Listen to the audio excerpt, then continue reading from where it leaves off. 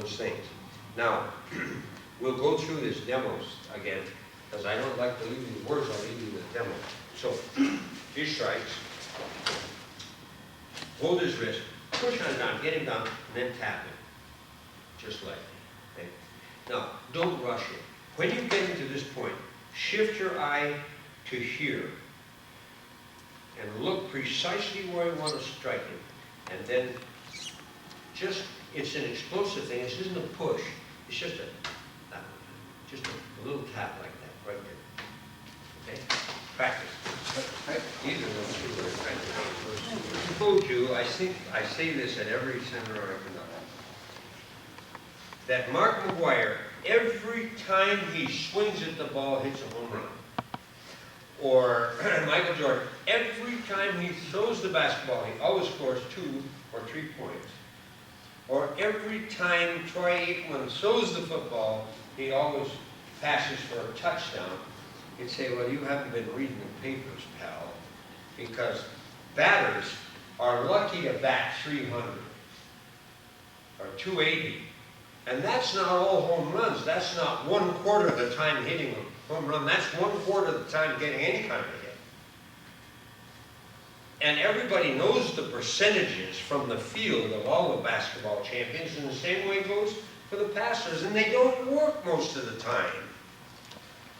If you watch the finals in the Olympics, you see literally hundreds, not maybe hundreds, but 10, 20, 30, 40 attacks.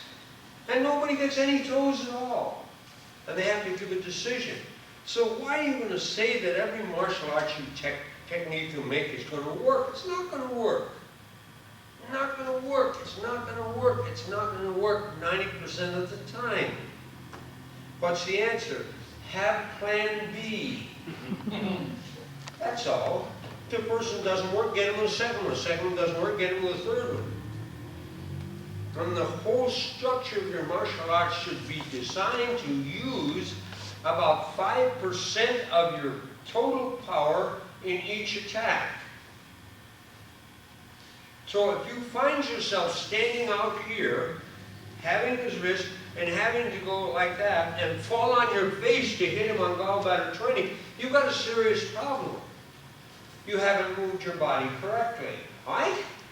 There's nothing I can do about that, except tell you again and again, you must be in a position with body of the rock so that you can make a technique with 5%, and when it fails, then you make another strike, and then you throw him down, and when he's down, you still got 95% of your stuff left.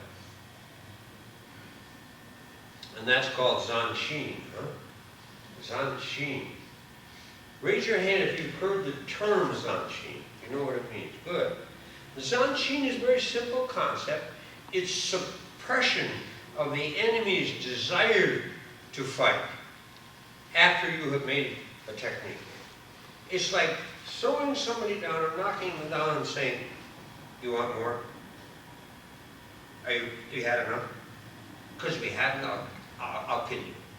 And you make it very clear to them that you haven't expended your power or your technique. Right? And these things that you've done so far are just a nice game, and if you want some more, you have plenty more to give it. And this is a very discouraging thing. It's like you said a minute ago. If you tap somebody once and make it real, he'll probably decide that he doesn't have a quarrel with you after all. And that's the way it goes. Huh? Better yet, of course, is never get to contact at all. We say there are 3 general outcomes from any encounter that are desirable to you. One outcome is to run away, and that's the best one, huh? And to look ahead and see situations. See the bad guys coming down the street, and go into the drugstore, and let the bad guys walk by or cross the street, or spin his face and roll up the window and gun the motor. Don't make contact in the first place. Then second, you may have to control him, and that's what we're practicing now. Because you don't practice running away. Everybody knows how to run away. And every situation is different. The second desirable outcome is to control him. And you do that, of course, by means of pain. You hurt him. then he's under control. And if you say to me, well, I don't like to hurt people, I said, well, start checkers or something. Get out of the martial arts, because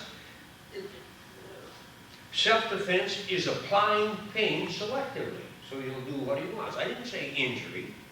This hurts, huh? Now when I stop, it doesn't hurt anymore. So you hurt him under controlled conditions, so he will obey you. So he will be put into a position where he's less dangerous. But sometimes, in spite of the fact that you're able to control him, you're afraid to release that control for fear of what might happen. So a 120-pound woman puts the man down and gets him on his belly in the wrist lock. Now what does she do? There's nobody else around. If there's somebody around, she can say, call 911. And within 5 minutes, you'll have a response. You'll have somebody there to cuff him and take him away. But if there isn't anybody there, she may have to take the third option, which is to injure the other person. Doesn't mean kill him. Just tear some tissue in his wrist or break open a joint capsule, and he goes to the hospital. But you are out of it because she's injured enough so he doesn't feel like attacking him anymore. Right? So those are the three options: run away, control, or injure. We don't practice injuring people. We don't practice running away. The whole thing is learning how to control. That's the heart of it, huh?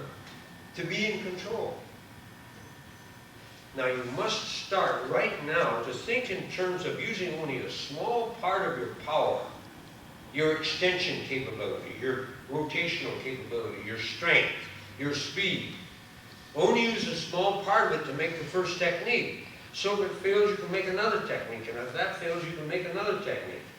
And all the time while keeping body in the rock. And that's all there is to it. But it isn't easy. Huh? The simplest things are sometimes most difficult. So I want to see you. You strike, huh? I want to see you now after you move him down. After you deliver this strike to the neck, I want to see you on perfect balance. Boom.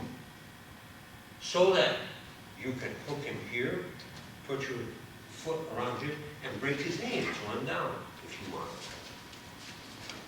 Or you can strike him, yeah, on the peroneal nerve with the knee, or step back and kick on the femoral nerve.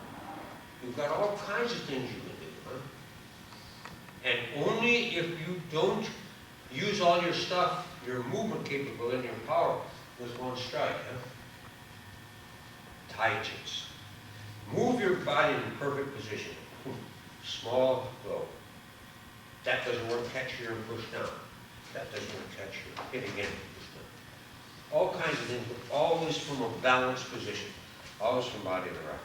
Works more. Meeting with Coach Judo champions. That was my be-all and end-all. And sometimes we have to do all the judo throws without taking hold.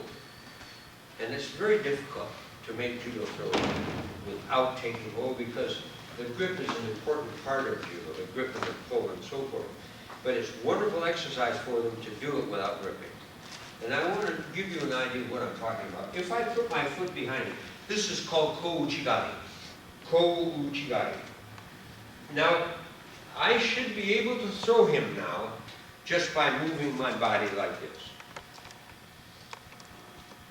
You should be able to execute your technique with a body movement, huh? A body turn, dropping your knees, or moving your body that way. In this case, I'm simply going to I'm going to lock his knee and just drop this way.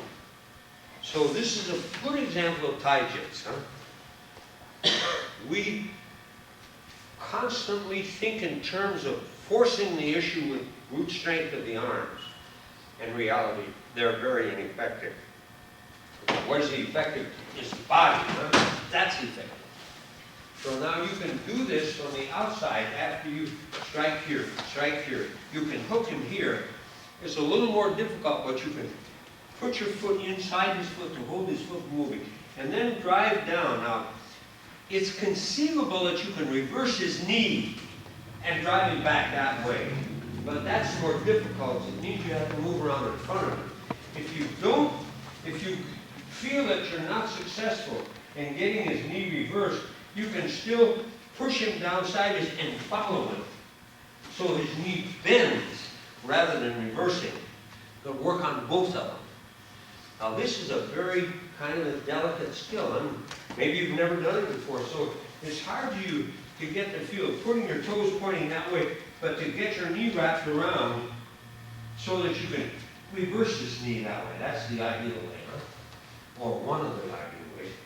Here, pushing this way, forcing, what you're doing is straining the medial collateral ligament on the inside of his knee, and rather than feel that rip, he'll just go down, and then you can follow it. So now, do the same sequence again.